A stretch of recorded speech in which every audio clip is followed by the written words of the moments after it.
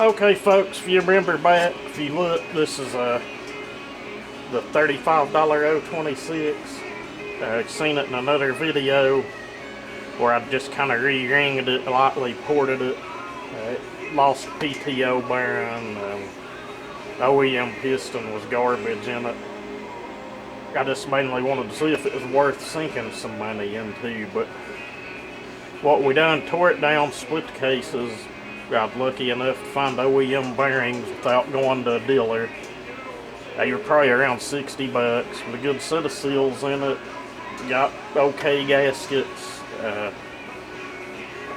did put an aftermarket piston in it just for an experiment. I don't know if I'll leave it. It was from the Dukes. The piston looked good. Got an okay set of rings with it. If something happens, I have another jug and a new meteor piston over in a box. I have no idea why I didn't put that in it, but it's just, like I said, it's an experiment. It may last forever. It may cut one load of wood and blow up, but the cylinder's been really heavily worked over. Had work done to the base, work done to the squish band. It looked pretty rough, had a lot of pitting in it. I got a lot of it out.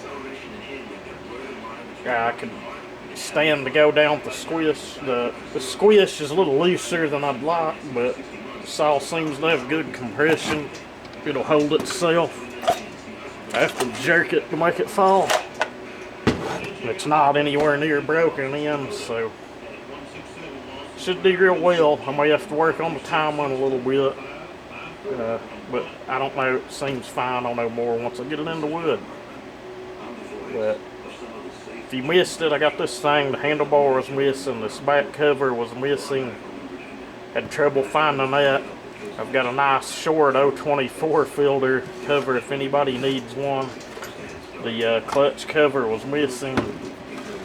It has been converted over to the adjustable oiler, and I did have to put an aftermarket clutch drum on it. If you buy those, get ready to modify it to make it work. I had trouble finding the inner bearing that goes in the worm gear, but luckily I had one laying in an old toolbox. Carb's been rebuilt. It's going to end up needing a fuel line due to ethanol. Has an old small black line in it. But I did put the intake bead out of a little later model saw in it. There was nothing wrong with the one that was on it. It was just getting a little soft. Had to buy an oil cap. I'm pretty sure it's China special, but it seems to match this one decent. But I'm thinking I got around 250, 275 in the saw.